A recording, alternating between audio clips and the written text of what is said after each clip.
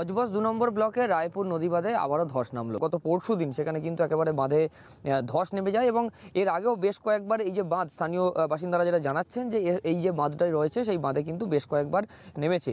টেম্পোরারিভাবে কাজ করে দেওয়া হয়েছে পঞ্চায়েত সমিতির পক্ষ থেকে এবং ইতিমধ্যেই যেটা প্রশাসন, স্থানীয় প্রশাসন বা পঞ্চায়েত সমিতির সভাপতি তারা যেটা জানাচ্ছেন যে এই বাঁধ ইতিমধ্যেই মেরামতির জন্য সাংসদ অভিষেক বন্দ্যোপাধ্যায়ের উদ্যোগে ১৫ কোটি টাকা কিন্তু বরাদ্দ করা হয়েছে এবং সেই ১৫ কোটি টাকা বরাদ্দ করার পরই কিন্তু বেশ কয়েকদিনের মধ্যেই যে একেবারে কংক্রিটের বাঁধ নির্মাণ করার কাজ শুরু হবে। আমরা চাইছি যে বাঁচতে চাই, শক্ত সামর্থ্য হয়ে জিনিসগুলো ভালোভাবে মনের মতন হতে চাক, এটা তো সবাই চাইছে। ওই দিকটা যেখানে ওই রকম হয়ে আছে, এই দিকটাও এইরকম তারা হোক।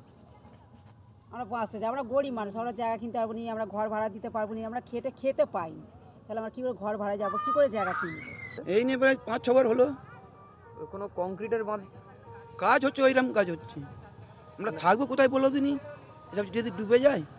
এতদিন ধরে বাঁধ ভাঙছে হচ্ছে, যখন যেটার দরকার হয়েছে বিপদকালীন কাজের জন্য অভিষেক ব্যানার্জিকে যখন বলেছে আমাদের এমপি সাহেব তখনই বিপদকালীন কাজের সেচ দপ্তরকে বলে করে দিয়েছে। এটা পার্মানেন্টলি সলিউশন করার জন্য আমাদের এলাকার মানুষের চাহিদা এবং এর জন্য অভিষেক বন্দ্যোপাধ্যায় আমাদের এমপি সাহেব ১৫ কোটি টাকা সেচ দপ্তরকে বলে অ্যালটমেন্ট করে দিয়েছে। টেন্ডার হয়েও গেছে, প্রসেসিং হয়ে গেছে, খুব তাড়াতাড়ি কাজ হবে। বর্ষার আগে এই কাজ হয়নি, বর্ষার জন্য এবারে কাজ শুরু হবে। ওই বাঁধটা যেহেতু ধস নেমেছিল তার জন্যে ওই রাতারাত্রি আমি গেছিলাম, রাত্রিরে ওখান থেকেই আমাদের এমপি সাহেবকে ফোন করি এবং এমপি সাহেবের সচিবকেও ফোন করি।